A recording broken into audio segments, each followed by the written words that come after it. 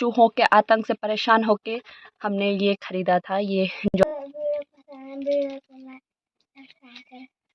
Bye. तो दोस्तों ये देखिए, चूहों ने धान की फसल को कुछ इस प्रकार से तोड़ रखा है, काट रखा है। पूरी फसल ये देख सकते हैं आप लोग, सूख गई है। पता नहीं कब से लगे हुए हैं चूहे खेतों में। तो दोस्तों अभी मैं जा रही हूँ घास लेके छप्पर वाली गौशाला पे, जो आपको पता ही है कि बहुत ही ज़्यादा दूर है। जाने में आधा एक घंटा तो लग ही जाता है। तो मौसम कुछ ऐसा हो रखा था, तो ऐसा लग रहा है कि बारिश होगी थोड़ी देर में। क्या जिंदगी में आज लम्हे खास आ गए। गुड मॉर्निंग दोस्तों, सबसे पहले आप सभी लोगों को मेरा प्यार भरा नमस्ते। मैं कब्बू नेकी उत्तराखंड की रहने वाली हूँ और स्वागत है आप सभी लोगों का मेरे यूट्यूब चैनल कब्बू नेकी व्लॉग्स वीडियो में। उम्मीद करती हूँ आप सभी लोग बहुत अच्छे होंगे और मैं भी बिल्कुल ठीक हूँ। तो चलिए शुरू करते हैं आज का व्लॉग। तो आज के व्लॉग में हम आपको बताएंगे कि आजकल पहाड़ी लोगों का डेली रूटीन क्या चल रहा है बरसात के मौसम में। डेली रूटीन तो हमारा हमेशा खेती का है, जैसे कि आप लोग देख रहे हैं। मैं अभी भी खेत ही जा रही हूँ, तो खेत जाते जाते ब्लॉगिंग स्टार्ट कर रही थी। देख सकते हैं मेरे पीछे झंगोरे की फसल आप लोग देख सकते हैं। झंगोरे की इन जो फसल होती है तो उसमें झंगोरे की देखिए बालियाँ आ चुकी हैं। तो मैं अभी जा रही हूँ झंगोरे और धान की खेत में, क्योंकि आजकल ना जो मतलब धान की खेती होती है, हमारी धान की फसल, तो उसमें जो घास की पौध होती है वो काफ़ी ज़्यादा हो रखी है। उस टाइम तो गुड़ाई करी थी, फिर वो घास अभी धान होने में तो बहुत टाइम है, तो वो घास हम लोगों को निकालनी पड़ती है। तो उसी काम के लिए मैं जा रही हूँ खेत। तो दोस्तों आप लोगों को तो पता है पहाड़ों का काम कभी भी ख़त्म नहीं होने वाला है। तो दोस्तों खेती का काम ऐसा है ना हमारे यहाँ कि एक काम खत्म होता है तब तक दूसरा काम शुरू हो जाता है। मैं बताती हूँ आप लोग, कब से हम लोग खेतों में ही पड़े हुए हैं, जैसा कि आप लोग ब्लॉग के जरिए देख रहे होंगे। पहले हमने धान की गुड़ाई की, फिर हमने मंडुए की गुड़ाई की, फिर धान की गुड़ाई करी, और अब फिर से क्या बोलते हैं इसको, धान के जो घास की पौध है फिर से वो निकालनी है, तब जाके कहीं धान होगी। तो एक फसल के हम लोगों को इतनी मेहनत करनी पड़ती है और लास्ट में कुछ मिलता ही नहीं है। तभी तो गुस्सा आता हम लोगों को। क्योंकि एक चीज़ बताऊंगी मैं आप लोगों को, इस बार ना धान के खेत में इतने चूहे लग रखे हैं कि चूहों ने ऐसा आतंक मचाया हुआ है। अभी दिखाऊंगी मैं। उन्होंने ना जो धान के पौध है ना आधे से अलग कर रखी है पूरी। खेत में तो है, घर में भी चूहों का आतंक मचा रखा है। क्या करें हम इस चूहों से निजात पाने के लिए, कमेंट करके ज़रूर बताना आप लोग। तो अभी मैं पहुंच चुकी हूँ अपने खेत में। ये देखिए, ये रही धान की फसल, और अभी तो इस पे धान की बालियाँ भी नहीं आई हैं। ये देखिए एकदम घास जैसी हो रखी है, पता नहीं कब तक धान होगा। तो मम्मी आ गई थी शायद, नीचे वाले खेत में है। यहाँ तो हमने निकाल ली है धान की, क्या बोलते हैं इसको, घास। धान की मतलब बीच में जो घास थी। तो चलते हैं नीचे वाले खेत में। तो दोस्तों फाइनली मैं पहुँच चुकी हूँ खेत में, और देखिए जो घास की पौध है ना वो धान से भी ऊपर आ रखी है, तो हमें वही पौध निकालनी है। और फिर नीचे से मिट्टी, मतलब जो मिट्टी है उसको काट के फिर उसका घास लेके हमने उतनी दूर की गौशाला में जाना है। सोच सोच के भी टेंशन हो रहा है, पर क्या करें, जाना तो है ही। तो दिखाते हैं आप लोगों को कैसे कैसे क्या क्या काम होता है। देखिए चूहों ने धान की फसल को हमारी पूरी काट काट के ऐसे बारीक बारीक कर रखा, आधे से पूरा अलग कर रखा उन्होंने। ये देखिए, और घास तो हम आप लोगों को क्या बताएं कि इतनी ज्यादा घास हो रखी है कि आप लोगों को लगेगा नहीं कि यहाँ धान भी बो रखा है हम लोगों ने।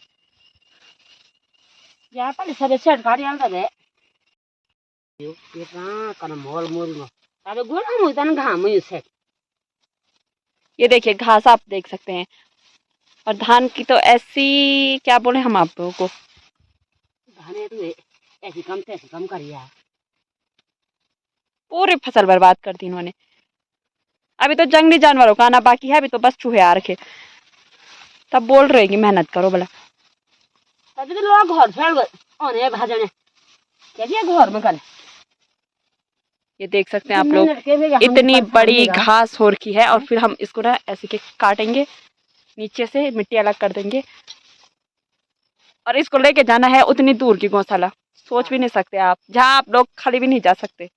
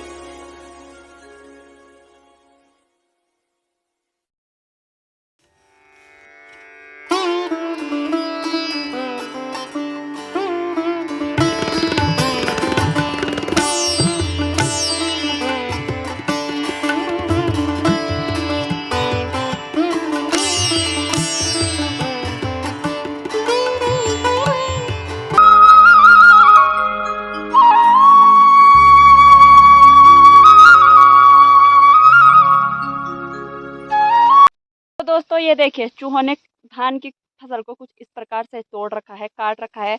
पूरी फसल ये देख सकते हैं आप लोग सूख गई है, पता नहीं कब से लगे हुए हैं चूहे खेतों में। और पूरी फसल जो है कि उन्होंने काट के पूरा बारीक बारीक कर रखा है और ऐसा कुछ कर रखा है कि अब घास ही के काम आएगा ये। इस बार ना चूहों का आतंक कुछ ज़्यादा ही हो रखा है, खेतों में भी और घरों में भी। तो दोस्तों अभी मैं जा रही हूँ घास लेके छप्पर वाली गौशाला पे, जो आपको पता ही है कि बहुत ही ज़्यादा दूर है, जाने में आधा एक घंटा तो लग ही जाता है। तो मौसम कुछ ऐसा हो रखा था, तो ऐसा लग रहा है कि बारिश होगी थोड़ी देर में, कि आजकल अचानक अचानक से बारिश हो रही है। तो इसलिए मैं पहले घास रखने के लिए चलती हूँ, फिर दोबारा आऊँगी खेत में। देखते हैं कितना टाइम लगता है मेरे को गौशाला में पहुँचने तक। तो घास भारी भी हो रही है और उमस टाइप की भी हो रही है। तो ये देखिए मैंने डंडा भी पकड़ रखा है हाथ पे। तो चलते हैं अब सीधे गौशाला पे। ओहो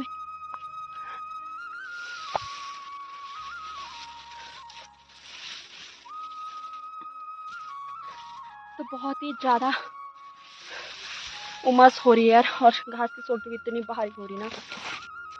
तो दोस्तों अभी मैं थोड़ा सा ऊपर आ चुकी हूँ, थोड़ा नहीं काफ़ी ज़्यादा ऊपर आ गई हूँ मतलब।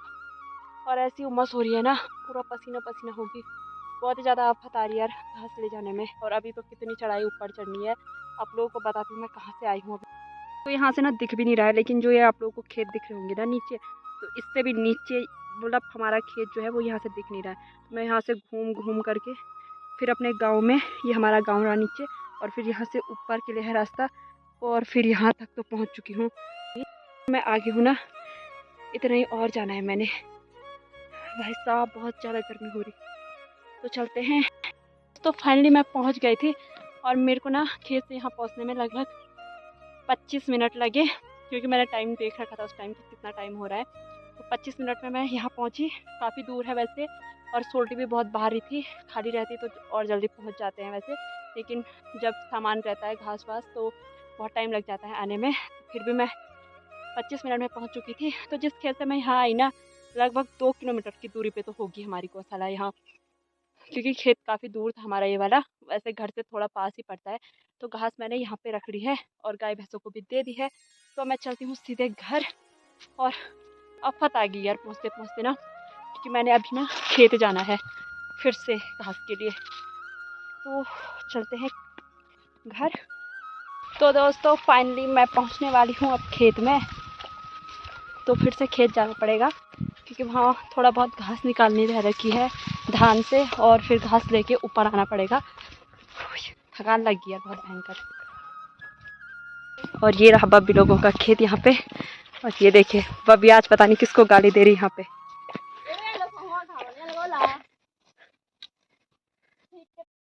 तो ये देखिए ए बब्बी तू सड़ने नोड़ा है कि, तो बब्बी भी धान वो करने आ रखी है। इस बार चूहों ने क्या आतंक मचा रखा है बता दो जरा।